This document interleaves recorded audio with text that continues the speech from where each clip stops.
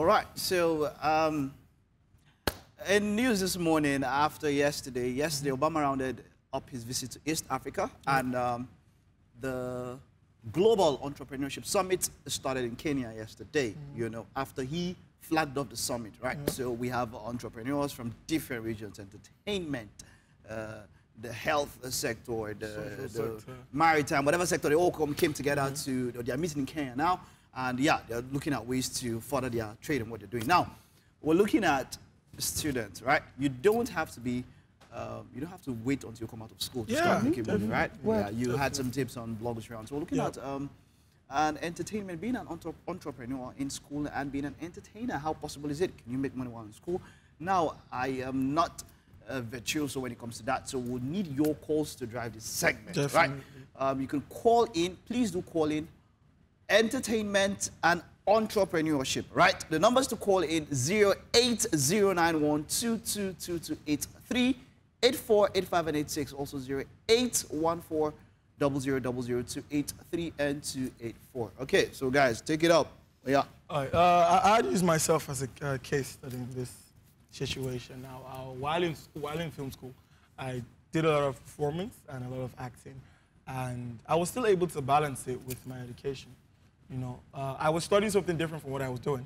I was studying film and television production, basically where the guys behind the camera, directors, cinematographers, editors. But then I ended up, you know, before I did my first stage play in November 2011, and after that, I just saw myself drifting away from that, you know, film and television production bit. But still, I was still able to balance it, you know, and I didn't depend on my parents for every single dime, because it's one thing to have parents that support you, pay your school fees, pay your hostel fee, and it's another thing for you to be able to say, okay, I'm taking care of this, dad and mom, you guys can take care of my school fees and maybe my hostel fee, but whenever it comes to feeding or transportation or buying, there are certain things you want to buy for yourself, you don't have to tell your mom. Yeah, you want to buy a perfume, you want to buy a new shirt, you want to buy a new shoe, you go to your mom, please give me money. No, you know. You need to be able to step up and speak for yourself. And it might be a trend that you take out of school. Look, I'm here at RCTV doing it with the flow and everything. It started back from 2011. You know? Thanks for sharing. You guys are very mean. I'm inspired. The moment I was No, seriously. That's actually a very, very great example. When I was back in school, I saw a lot of my classmates doing a lot of stuff. It's just that you talked about the business aspect of that. I didn't talk about anything. Well, you mentioned it earlier. A lot of people don't understand the business aspect. Well, most students that are entertainers in school, they're just, okay, let me do this for the fun of it. Oh, I get paid. Yay, blow it off in a club. Poof. You don't save for retirement. You don't save for later. The question is, do you plan to further, after your schooling, after you're done with school, do you plan to continue in the entertainment industry? If you do not plan to continue, what plan do you have for yourself in life? It's actually a very good idea to save, to work and save in school. You know, nowadays, a lot of jobless people out there because you refuse to continue with what you're doing. So you have to plan, you have to continue what you're doing. There are upsides, there are downsides. Downsides is like when you don't face your studies. It's not easy, but you have to find a balance. How do you find a balance? How do you find a balance? How do you find a balance?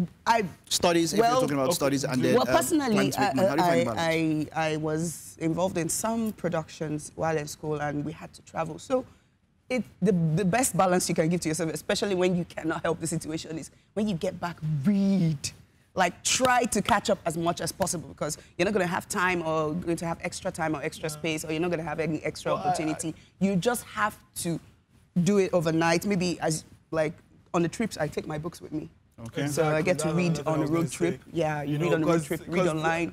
Basically, I feel it depends on you as a person, how your mind is able to, you know, swallow up information. Do you get? Sometimes I'm the kind of person that I can actually like swallow up information on the go, and even while performing, I've been in a situation whereby I read my script for the play, and I had exams the week after that, and I was still able to read. You know, so basically you need to check yourself as a person, know your limits, know your ability, and be able to find a balance based on that. You know, if you're the kind of person that you know you need to sit down and read for hours without noise or disturbance, then if you have a performance, you scrap it off. You tell them, I can't make this. I need to read for my exams. And definitely. There's also a case of choosing correctly. If you know that, okay, entertainment, yeah, it's fun, or you want to do that, but it's really not your thing while you're in school. You can opt for other ways of making money. Yeah, you said for other ways. You can turn a bookie. Mike, I didn't say you can turn a bookie. Okay, by the way, 2 questions. First question, do you think that there is a scarcity of people having to be creative in school, trying to make money? Do you think there's a scarcity? Yeah. Do you think it's reduced? I think as of now it has reduced. Okay. Now, why is that? Is it due to societal? Okay, I'll get back to why is that? Is it due to societal changes, or is it due to the generation that we're getting to? Is it a case of evolution? First, when or something? when we're talking the reduction in the creative minds that we have in school, I'm speaking based on the fact that people don't task their minds to do other stuff anymore. Everyone just wants to get into entertainment. Word. Okay. Word that. You get everyone wants to do music. You want to be an event planner. People don't want to do the background stuff anymore. People don't want to stretch their mind to do the strenuous jobs, the jobs that make you think. You know, so back in I don't know, back in the days of. But wait. Are you trying to say for the entertainers, the jobs they don't think? No. I'm not saying that. What I'm saying is everyone wants the easy way out. It's easier. Actually, funny enough, it's easier to go into a studio, have the beat play, and just sing "Mama oh, Mama ye, Mama oh, Mama ye," and then put it out. And then hope that some record label manager listens to you and likes the tune. And then tweet at Drake. And tweet at Drake and tell him that you're a better rapper than he is. Exactly. Nice. It's easier to do that than to be able to connect the talent. You know, okay, I'm hosting this event. You're the brain behind it. You are connecting talents. You're connecting people. You are making this. You are doing that. You're the one managing everything. I agree with you. When it comes to students, well, it's not a general saying or it's not a general thing, but I think people would always gravitate to the popular stuff. Okay, he's acting and he's making money. Everybody wants to act. Oh, he's singing, he's making money. Everybody wants to sing. Oh, she's a makeup artist. Everybody wants to become a makeup artist. But you have to think outside the box. There are 1,000,001 things to do. yes, you may have to become an aboki, but you'll be an aboki with a difference. Why not just set up your tush store in your room and have, exactly. You can actually have your tush stuff. You can package.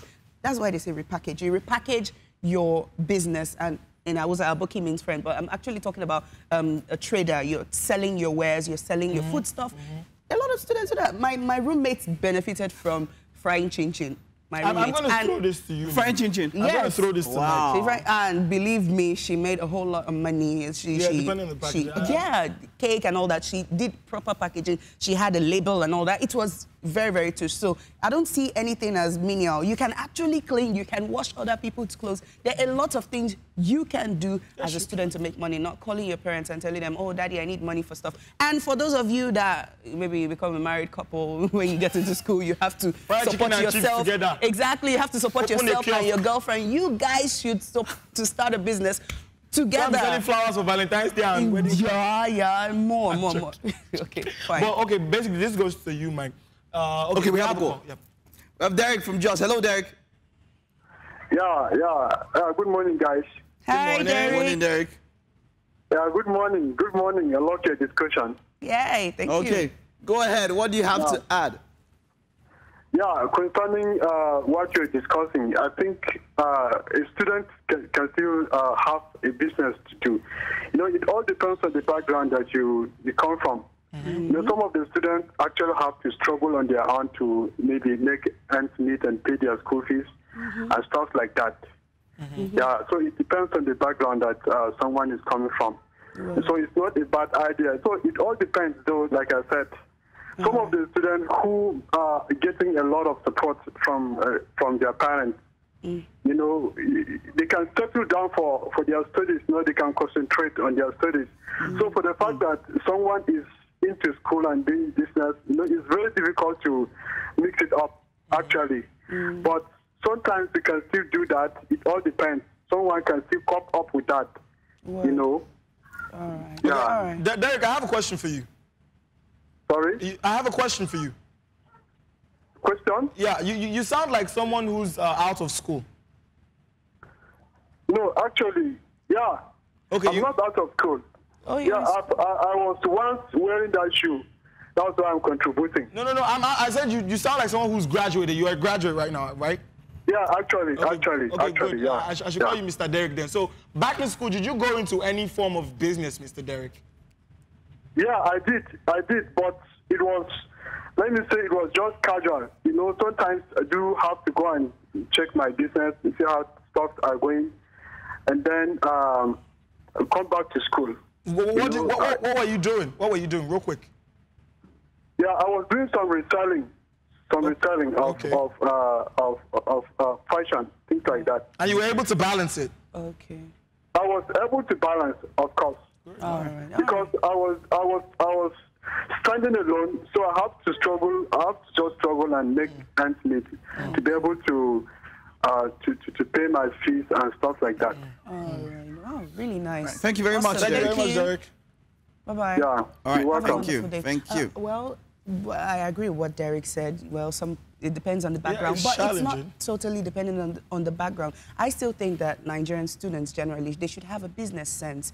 You don't just depend on your family, depend on your parents. You have to think about yourself and your future. You're not going to school because, oh, let me just learn and have people to take care of me and all that. You have to think about your own future, take care of yourself, start planning your life. Well, you shouldn't involve yourself in the kind of business that would take you away from your studies, that would disrupt your studies. There are a lot of things you can do. You can sell recharge cards. There's little profit, but there's a way you do your business that it will not affect your studies and you will still be doing very fine in school. Even rich people that come from rich homes, even the money you get from your parents, you still save. You still save. Okay, I get 100,000 per month. I say 50,000. Just keep saving it. Wow. Or maybe later on I can decide to buy a shop or something.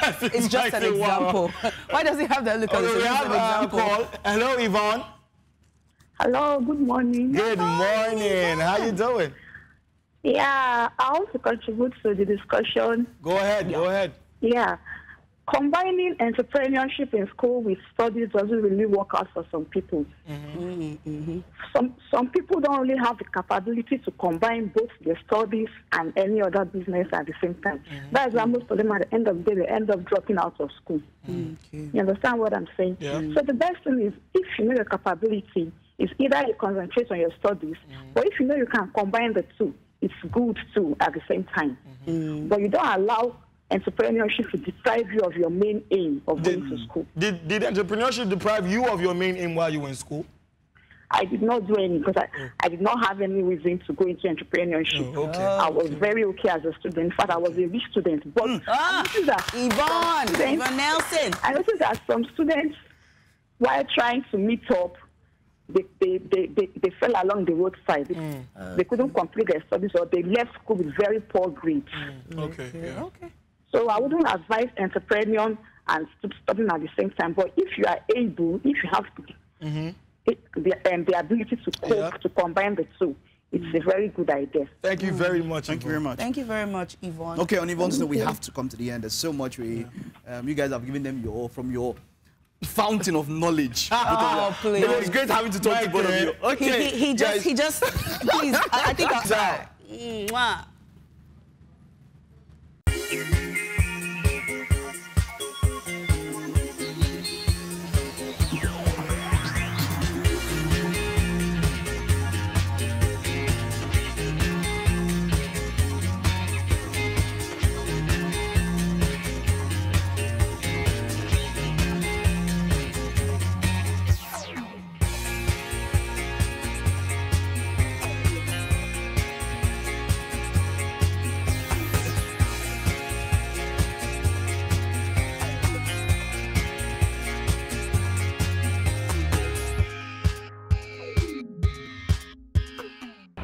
How you dress.